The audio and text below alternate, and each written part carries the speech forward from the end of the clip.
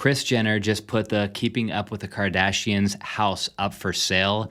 Who cares? Apparently a lot of people, so we're going to talk about it. This is the house where that big Kardashians TV show was filmed for the last 10 years. In other news, one of LA's most talented developers built a mega mansion in 2008 that just re-hit the market for sale. I want to take a close look at this listing together and just kind of try to figure out how these mansions age after being lived in for a while. And one of the craziest mansions that I have ever seen in LA just hit the market. This one is owned by a Beverly Hills plastic surgeon. It's all about LA today, you guys. In this episode, let's take a look at these 3 homes that just hit the market. They all are a bit unique in their own way. Let's start by looking at the Kardashian house. Kris Jenner, the leader of the Kardashian pack, just put her mansion on the market for sale. She's asking $13.5 million. Viewers who have kept up with the Kardashian TV show will recognize it right away. This is where the family filmed a bunch of scenes from the TV show, from Christmas parties to just casually hanging out. Some people look at it as one of the most recognizable homes in pop culture. I'm gonna be honest, I can't say that I fully understand the obsession with the Kardashians, but I will say this, there's definitely an obsession. So this house became a real focal point in pop culture as this family continued to grow, as the kids had kids, and more scenes were filmed here. So here's the listing, and the first thing that's actually kind of crazy to me is that this family was living in a house that was only $13.5 million for all of these years. I mean, I think half of them are billionaires at this point. It's a 6-bedroom, 8-bathroom, 9,000 square foot house sitting on a 1.5 acre lot. And here's the price history. So that 2010 transaction still showing up on Zillow. The Kardashians paid $4 million for this house. And then 15 years later listed for 13.5. Plus the New York Times article said that these guys did a bunch of upgrades. So surprisingly, they're not going to make all that much money on this deal. The entrance is about as grand as you can get. And I'll tell you something I appreciate about this room is the black and white tile. I think this runs throughout most of the house. It's not exactly my style, but there's just something cool and timeless about this pattern. I don't know why we don't do it anymore. Here's the front of the house. It's very lush, very private, but something else that's kind of funny that I read in that New York Times article is that I guess in the TV show, for security reasons, anytime they would show a scene of the front of the Kardashian house, it was actually a fake house. Like it wasn't the real house that they were inside of. It makes sense when you're this famous, but I just kind of thought that was funny. Back inside, so we're standing over by that staircase now, looking back at the front door. It looks like next to the front door, we have this little seating area with a fireplace. Here is the formal dining room. The kitchen's obviously decked out. We got the La Cornue range, a couple of islands in here. We got a massive, probably fridge, freezer combo over here in the back. That looks like something straight out of a commercial kitchen. Probably the butler's pantry, couple of ovens, coffee maker, microwave. This whole room is set up like a lounge with a fireplace here in the back. We got a fully stocked bar, even with the 818 tequila. Okay, that's one of the Kardashian girls invented that. That's the extent of my Kardashian knowledge is 818 tequila. Really chill room though. I like the dark paint on the walls with the white ceiling. It makes it feel a little light and bright, but still cozy. We got an office where I'm sure Kris Jenner was penning some big deals. Not sure which bedroom this is, but every bedroom in this house comes with an ensuite bathroom. There's another one of the bedrooms and another one of the bathrooms. Very dark vibes in these bathrooms. These photos are all showing up in a weird order, so tip to the agent, you should rearrange your photos because I'm kind of confused here, but I'm assuming we are now in the master bath. Too many mirrors in this room, very disorienting. Biggest bedroom we've seen yet. This is probably the master bedroom with its own fireplace and its own bar. Master closet with more mirrors and wallpaper on the ceiling. Okay, I take back what I said earlier. I think this is actually the master bathroom, and it's funny because this entire house just screams Kardashians. There's so many mirrors in this house. Look at the lights around this mirror. Normal people don't have lights like this in their bathroom, but when you've got an entire crew probably filling this bathroom, doing everybody's makeup, you kind of need lights like that. Here's the backyard. Just look at a few of these shots. This backyard is so lush and so private. You know, as I flick through the rest of these photos, to me, this is just like a regular old house. It doesn't have a whole lot of significance or meaning.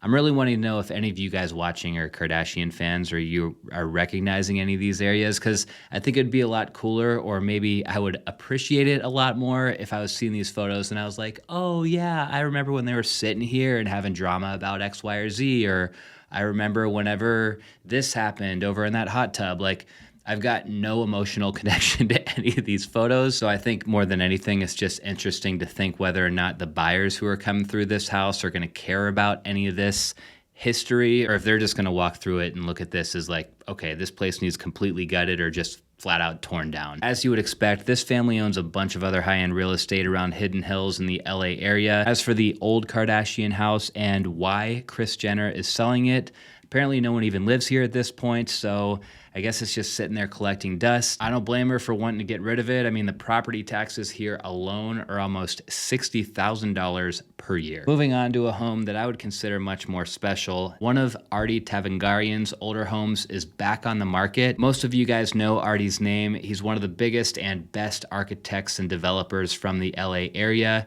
He's been most recently in the headlines after building the Villa Sienna property that recently listed for $177 million. Ardie's a legend, and he definitely pushes the boundaries from a design standpoint, but what most people really like about his style is that he designs his homes in a really warm and comfortable way. So they're very modern, they're very cutting edge, but they also feel kind of comfortable and livable. One thing I want to call out before we look at this listing together, because I know some of you guys are going to be thinking about this, is that yes, this home is located in the Pacific Palisades, and yes, Ardie actually did have a home lost in the Palisades fire, but from what I understand, this home in this area was not impacted. Anyways, the biggest thing I want to call out here is the build date. So this place was built in 2008. So remember, my question here is the home still architecturally significant? Is it still relevant from a design standpoint? I don't know.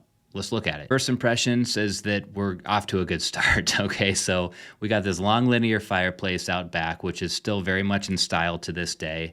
We got these glass railings over here on the side, which I would have initially thought would be a maintenance nightmare and would be falling apart in this amount of time, but looks like they're holding on strong. It's hard to get our bearings here, but I'm gonna guess this is the hallway that leads you from the front door to the main living space. These finishes on the walls, it's not everybody's cup of tea, but I could picture Ardie still using finishes like this to this day, so his style hasn't changed a whole lot, which is not necessarily a bad thing. In the main living area, obviously the views are never going out of style. We do have some interesting details in this room though. If you notice the transition from wood to what's probably like a travertine here, this line follows the line that you see in this pattern here with this dropped ceiling. This is something that I would like to take a closer look at in person. This is a detail that's pretty hard to pull off when you've got a transition like this of wood to tile. Style-wise though, and as far as how this place is finished and furnished, it's not all bad. I mean, you don't see people as much nowadays using browns like this, but it kind of goes with the setting. Like we're hillsides, so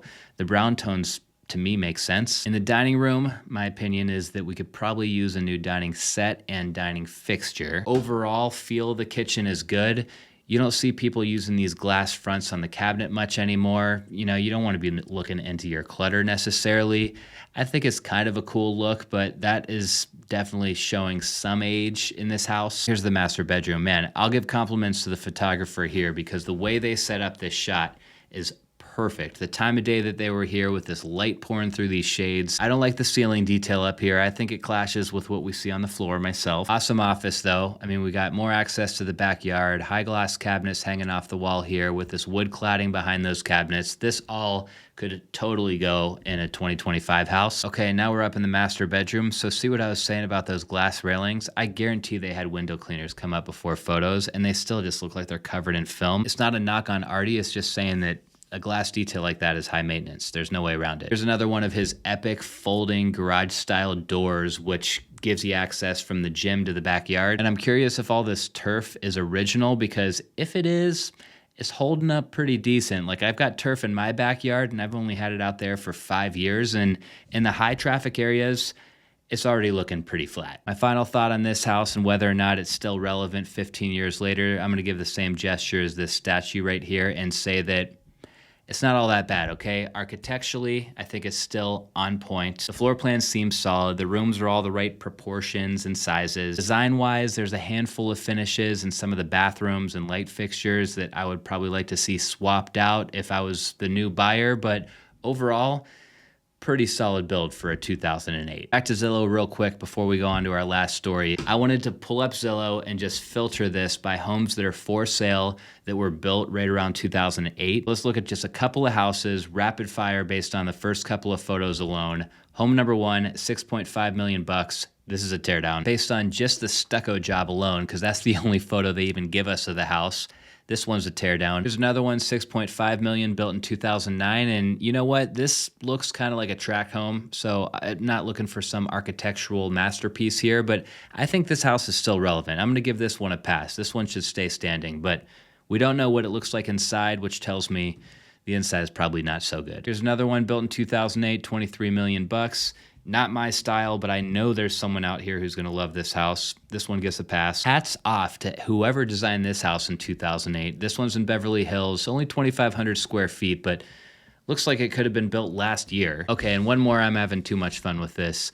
3 million bucks, we're in Studio City, built in 2009. On this house, I'm gonna vote teardown. Moving on, for our last story of the day, we need to look at that absolutely over-the-top house that just hit the market in Beverly Hills. This place is wild. It comes with a ball pit room and a living moss wall. And trust me, those features are not even the craziest parts about this house. A Beverly Hills plastic surgeon is the owner of this mansion. His name is Tarek Smiley.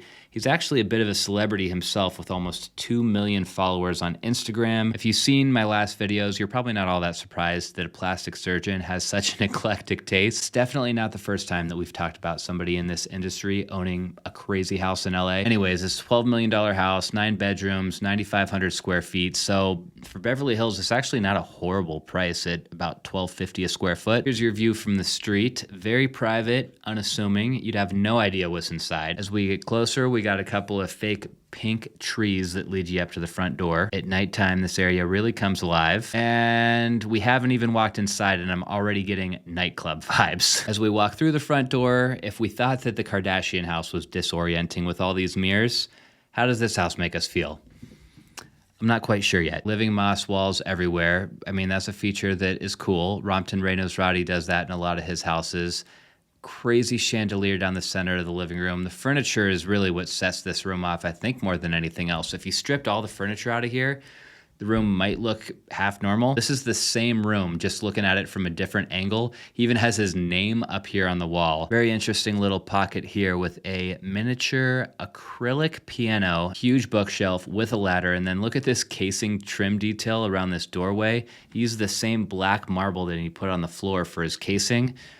That's not cheap. There's this green room divider on our right, an agate fireplace here in the back. One of the craziest light fixtures I've ever seen right in front of us. And then over here in this other room, this room's just as crazy as the room on the right. Like, it just never ends, you guys. Look at this couch. Look at this. Under the staircase, we got this black sofa, this fake tree, and then a portal looking into the other room. The kitchen features some of the craziest pendant lights I've ever seen. Backlit stone on the backsplash. And don't worry, the color does not stop inside.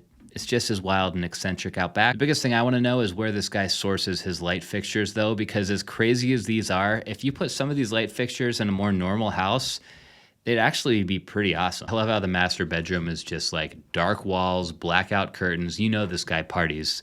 He does not want to be woken up by the sun first thing in the morning, that's for sure. We have got one of the craziest showers and bathtubs I've ever seen. Here is the master closet. Here's the ball pit room. What an absolute waste of space. Who needs this in their house? In the game room, even the foosball table and the pool table are weird. Here is the movie theater. I feel like I can't skip one photo because there's something crazy in every one of these. Like, look at the sink in the powder room. They rounded out with probably the most normal part of the whole house. I'm sure because a neighbor can see this and he can't get away with any crazy colors. But we've got just some plain white stucco, a couple of normal-ish looking statues. And then in case any of you guys are curious, here's the floor plan. It's 2 levels plus a little loft on the upper level.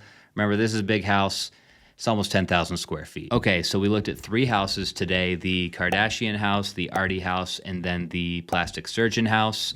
If all the prices are the same and the location is relatively the same, let me know down in the comments, guys. Which one would you choose to live in if you had to pick one?